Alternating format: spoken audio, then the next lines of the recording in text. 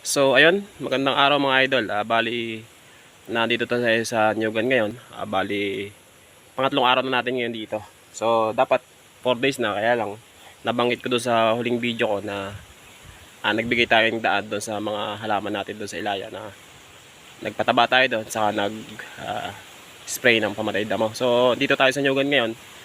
Bali, maaga tayo pumunta dito kasi syempre para marami tayong magawa. So tayo lang muna habang namamahinga. So yun lang kape.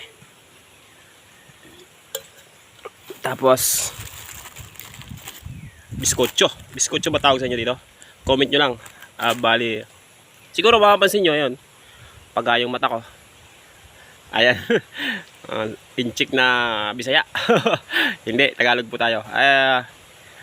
Nakagat na naman tayo ng hinulumbo. Bali, pangatlong araw natin yan. 2 beses tayo nakagat na hinulumbo. So ang mga hinulumbo dito puro babae.